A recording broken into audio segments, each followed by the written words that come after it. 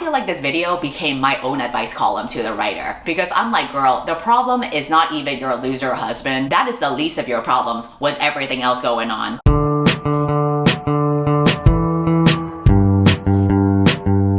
I feel like this is a year where everyone is just more hypersensitive about their reviews on Goodreads than usual. Because first it started with Cait and now we have whatever this is. Last time I made a drama video, I was talking about the situation with Cait, who is an author that got dropped from her publisher and agent because she had been exposed for creating several burner accounts on Goodreads and leaving negative reviews to tank her competition. I know that since then, she ended up interviewing for an article where she talked about things that I don't really care about as a way to kind of like soften the blow for her actions. Like she kind of blamed it on her autism and tried to give some background story of how she grew up with like dyslexia. And I'm like, girly, we do not care about this. Why are you still opening your mouth? Aren't you like supposed to be on a break or something? Because that was a really short break if you chose to be back in the spotlight again. Some people asked me to do another video about the article, but I decided not to because again, she's not bringing anything new. And the fact that she decided to do this article means that she wasn't taking her recovery or her break from social media seriously, because here she is again, not being able to resist getting attention and trying to crawl her way back into the spotlight. So I'm just not interested in that. At least give us something new. And hence here we are today with this situation. There are a couple articles from The Cut that went viral recently, but I'm going to be talking about the one that is book related. The Cut is a publication site that recently launched a new advice column where people can submit their situations to the writer and then the writer will supply their advice. And the first question to launch this series was actually writing related. There is allegedly an author who thinks her husband has been leaving bad reviews for her book now that it is successful. So I will go ahead and read the letter out loud to you and we will discuss. Dear Emily, after many years of struggle, I recently published my latest novel. Great news, it's a hit. Well, it's not a massive hit, but it has gotten very good reviews, has won a few awards, and has sold more copies than both of my other books combined. With all these wonderful things happening for my career, I know I shouldn't dwell on the negativity I have received on the internet, but I can't help it. There has been so much viciousness toward the book, some of it quite personal, on Twitter, Goodreads, Amazon, and other corners of the internet. All of the hatred has driven me to tears more than once. Through it all, my husband, who is also a writer, has been so supportive. He was by my side during the long and arduous writing process, happily clinked champagne glasses with me as the book started to draw attention and accolades he would never dream of for himself, and patiently held the camera while I recorded my promotional TikToks. Most important, he has held my hand and comforted me through all of the online harassment. I couldn't have done it without him. Or so I thought. For reasons too complicated to get into, I am starting to strongly suspect that my beloved has been using an array of anonymous accounts to post some of the most negative and cruel comments about the book. In fact, I believe he may be the main source of the hatred that has been directed toward me, likely driven by jealousy that I have achieved something he never could. Unfortunately, I am only 85% certain that I am correct. In the past, our marriage suffered when my husband discovered that I had been snooping on his computer and in his private things. And I know that if I were to confront him about my suspicions, he would accuse me of invading his privacy once again. Although this is not the case, I would have great difficulty explaining myself. But lately, I can't even look at him without feeling sick to my stomach at the thought of what he might be writing about me and my book. I've even fantasized about hiring a private investigator to discover the truth. I can't go on like this. What should I do? Yours truly, sleeping with the enemy. There are so many things I want to dive into when it comes to this letter, but believe it or not, the advice given is even more unhinged. Truly, it is not safe out there in the book community, and that is why I have to go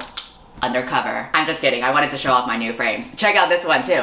Bam. Very cool, right? What a natural segue into the sponsor of today's video, Pair Eyewear. Pair glasses is the first time that I discovered this method of ordering a base frame that you see here, being able to choose a bunch of top frames that you can just like easily put on because they're magnetic. Basically, you can just order these glasses online by submitting your prescription. They have a virtual try-on feature. It's very easy to purchase online and all the frames start at $60. I also like that they have a pair for a pair program, so when you buy from them, they also donate to a child in need. It's a really cool concept, so if you're interested in trying it out, you can click the link in my description below to get 15% off of your first order. And now let's dive into the tea. See how dramatic it is now that I have these glasses? Here is the response that the advice columnist gave. Dear Sleeping, hoo boy, where do I even start with this mishgas? If I hadn't verified that this story is real, I would not believe it. Before you do anything, you have to definitively know what you're dealing with here. So the first order of business before you do anything rash is snoop away. Invade his privacy. Invade it until you find out whether your 85% certainty is 100% or 0% well-founded. I would normally never suggest doing this, but in this case, you really need to know whether your husband is harassing you online online, and poking around his laptop yourself makes way more sense than hiring a private investigator. If you find out that your husband has created a bunch of anonymous accounts to criticize you and your book, you have to confront him about it. If he denies it and you have incontrovertible proof, your marriage is, to put it bluntly, fucked. There's no coming back from doing something like what he's done if he doesn't have any remorse about doing it. That's sociopath behavior. In fact, I wouldn't even confront him until you've gone ahead and siphoned money from joint accounts and found a safe place to stay for a while until you found something more permanent. This is game over level betrayal. Like if he poisoned your dog or had sex with your sister. It's like he poisoned your dog and had sex with your sister, then lied about it. You will have to immediately get as far away from him as possible. Take out a restraining order. There's no telling what a man who spends that much time on Goodreads is capable of. If he admits to his crimes and shows remorse, your path is more complicated. Can you ever forgive him? It's more like if he accidentally ran over your dog and tongue-kissed your sister, then came clean about it. Only you know how much work you're willing to put into mending your relationship. Of course, you might find that your fears are unfounded. That could be where the real work starts. Beyond the reasons you say are too complicated to get into, have you thought deep down about why he would do this? If you're even suspecting that your husband is capable of this level of treachery, something is really off between you two, and it needs to be addressed, ideally in counseling. You mentioned that you snooped on him before and your marriage suffered as a result. Is there some area of your relationship where you found him to be capable of serious duplicity, like financial stuff, infidelity, or just plain lying to you? You also need to focus, and I know this is hard, on avoiding the online hate. I know the allure of name searching yourself on Twitter and reading 0-star Goodreads reviews and the like. I've done it all. Right when Twitter was first a thing in 2009, I could kill a whole day just rolling around in all the nasty shit people said online about me and my first book. Luckily, I've grown up a little bit since then, and I'm much better able to control my own impulses. Recognizing that self-destructiveness is what drives you to look at Goodreads in the first place might be the first step towards change. It's normal to be curious about how your book is being perceived by readers and critics, but at a certain point, the wiser course is to back away from the screen for the sake of self-preservation. Haters, as they say, are going to hate, and what haters do is none of your business. Preoccupying yourself with this is a complex form of procrastination. It's not going to get you any closer to any of your goals, which I assume including getting started on another book. In the words of my friend Jamie Attenberg, best-selling author of most recently 1,000 Words, in terms of dealing with online hate, if you go looking for it, you'll find it. So I'd stop looking and just enjoy your success for a second. Okay, now that I have read the full advice column, I have a couple of thoughts. The first thing I want to talk about is I think this letter is fake. There are many reasons for why this screams fake to me. I will entertain the possibility that this is real later and have like a serious discussion about it, but the whole situation just feels very fabricated. My theory is that the cut just wants to stir up interest to get clicks, especially since they have recently published other unhinged articles. Like one that also got viral was the story about the financial advisor from the cut getting scammed $50,000. She literally put $50K in cash in a shoebox and gave it to a person who on the phone she thought was a CIA agent. It was very obvious that it was a scam, but her whole article was talking about how this could happen to anyone. Meanwhile, she doesn't mention the fact that she lives in a very expensive house in a very expensive neighborhood and is related to the Roosevelts. Therefore, her experience with generational wealth has truly warped her perception of reality. So of course, someone like her might be more susceptible to falling for a scam like this because she doesn't actually know how money works because she just got it so easily. So a lot of people were talking about this because of how ludicrous the situation was. And now I feel like the cut wants to keep on posting articles that get people to click on it and talk about it. And I think with the actual controversy of Cait Corrain leaving these negative reviews, that was how they were inspired, because that got so many people talking about it. So they just kind of jumped on the bandwagon. Because if an actual writer thought this was happening, why would you go to the cut of all people? Why wouldn't you consult your writer friends, your agent? Literally anyone else would have made more sense, because you would be having a private conversation with someone who actually knows you and possibly knows your husband, rather than someone you don't know who is gonna post about it online, aka your husband might actually read that shit. There are whisper networks among writers. That's how you find out which agencies are bad to query or which books are possibly being targeted by a burner account. This was discovered through the power of whisper networks. That would come first before it even becomes public. So the order of events doesn't make sense to me. This person also provides no explanation for why they believe it's their husband. They say that it's too complicated to explain, but if you're a writer, surely you would understand brevity. Just one single sentence that could allude to how you found out. Like maybe the negative reviews you saw were sharing personal details that only your husband would know. It's very easy to give a brief reason. You don't need to make like a 20+ page Google Doc, although that would be tea, but you really don't have to. There's also the general wording of things that to me doesn't seem like an actual person would write, and that's why it feels fictional. So for example, this person says, I am starting to strongly suspect that my beloved has been using an array of anonymous accounts. Like,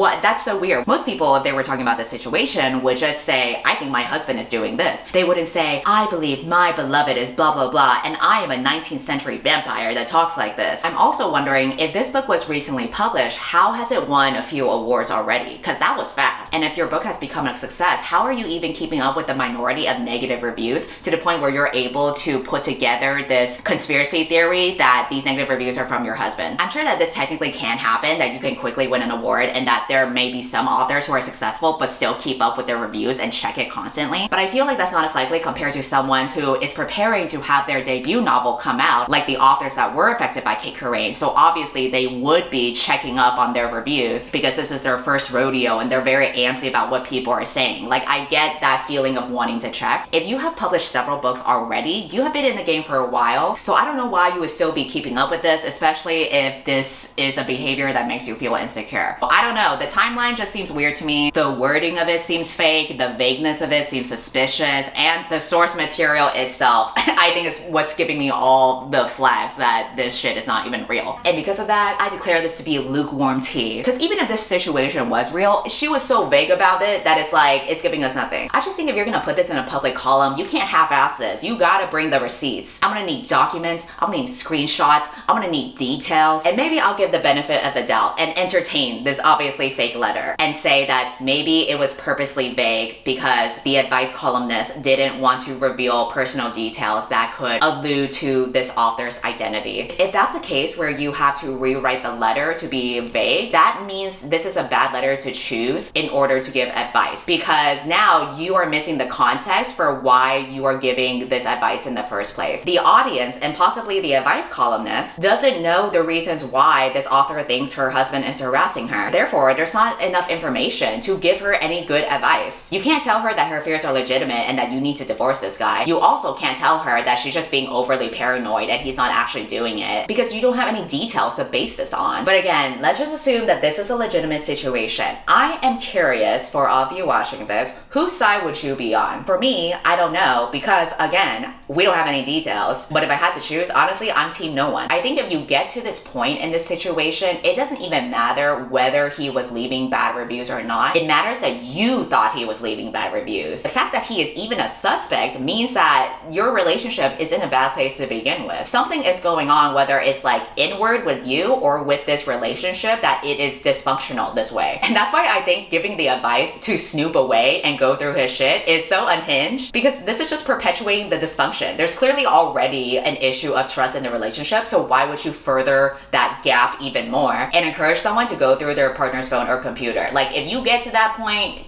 it's too late for you. This is the part where you have to pause and be like, wait a minute, why am I doing this? Why do I feel this way? Why am I not talking to them directly? And why would I not be able to trust the answer that they would give me? These are the actual questions you should be asking here. Another thing we gotta tap into is, why do you think your husband would never achieve your level of success? The way that this writer frames their husband is through the lens of, maybe my husband is jealous because he is a less successful writer. It's these little phrases when talking about the husband, like how he clinks champagne with her when the book drew attention and accolades that he could never dream of for himself. Like, why was that comment necessary? That was a dig at him. Why are you talking about your success, but then you're like, yeah, my husband is kind of a loser because he'll never reach the success. The only thing he can ever achieve is holding my camera to film my TikTok videos. She says this is likely driven by jealousy that I have achieved something he never could. What do you mean he never could? What, are you like a fortune teller now? Like, you really think this would be an impossible success for him to have? That's kind of weird to say, because that just goes to show that you don't believe in the person that you're married to. And if you're both writers, surely you would understand how hurtful it is to have your own partner not believe in your work. Your partner should be an advocate, not your rival. And obviously in this situation, it seems that this husband possibly could see the author as a rival and has been making comparisons of his own career to hers. But that is possibly being reciprocated as well, because why is she taking jabs at him? So if this really is going on, then this is a situation where both people do not have any respect or trust for each other. Maybe this is a lesson that if you're a writer, don't marry another writer, because you guys are petty bitches out there. I do think that the advice that was given is ridiculous, but I do agree with what she was saying about how you should stop reading reviews of your work. I totally get it if you're curious and you want to take a peek at things, but if it reaches to a point where you're talking about how you've dealt with like online harassment, then reading reading online reviews is not going to help the situation. This is also why I kind of have mixed feelings about these authors now who are feeling more paranoid that they are going to get review bombed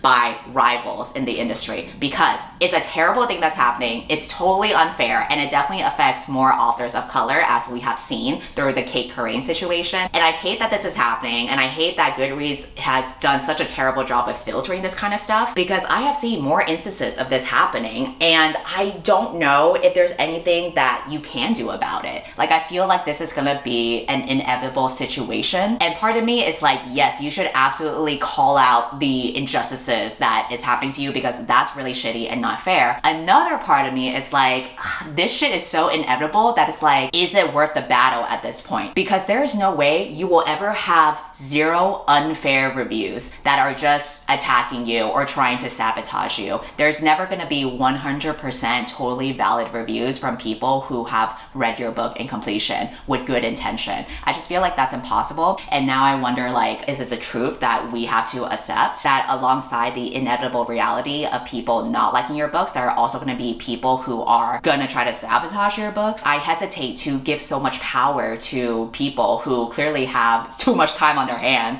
and no lives to be doing this kind of shit. I understand if it's a situation where it's actually impacting your books negatively, but I think in this particular situation, this person is saying that their book has done really well and that they've won a few awards already. So if you're keeping up with Goodreads reviews as a way to gauge your capabilities as a writer or your worth as a writer, then you're not looking at the right source. People being cruel on the internet does not give you any new information about how well you're doing. And I feel like that just gives them all the power, and it makes them live in your head, when really, if you're gonna try to measure your success by more objective metrics, it's not gonna be from a random janky ass site like Goodreads. It's gonna be through the royalties on your book, the awards that you get, the reviews that you receive from actual critics within the publishing industry, not some random anonymous account on the internet. And honestly, even then, I don't think you should even measure your success by how much you earned or how many awards you got either. Like, I think the truest healthy perspective that you should have is just being proud that you did the damn thing in the first place. I feel like this video became my own advice column to the writer, because I'm like, girl, the problem is not even your loser husband. That is the least of your problems with everything else going on. Something is not right inward here. But I also think the shit is fake, so, you know. In conclusion, if this person suspects her husband was leaving negative reviews about her stuff, regardless of whether he actually did it, this just shows a bigger problem at hand with the lack of trust. Either she's valid in her theory and he's a shitty person, or she's not valid in her theory and she's a shitty person for assuming that he felt so insecure in the first place. Or maybe he's still shitty because she still assumed it based on possibly past behavior from him. This is why I'm team no one, because both of these people I do not trust. And the second conclusion is, if you are an author, don't read your Goodreads reviews. And don't look up YouTube channels of people talking about your books, because I also do not like that. I am curious to hear what you think if you have made it this far in this video. Do you think it's real? And if you do think it's real, whose side are you on? And also, how much do you agree with the advice that was given? Because I feel like this person should not be an advice columnist, to be honest.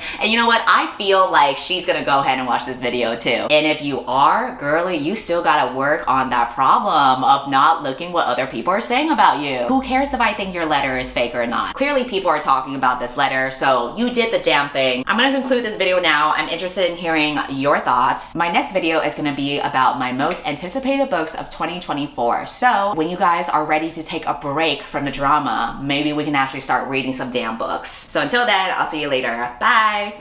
And maybe somewhere in a different world, my mom's a bug inside a tree. My dad's the scientist who captured her.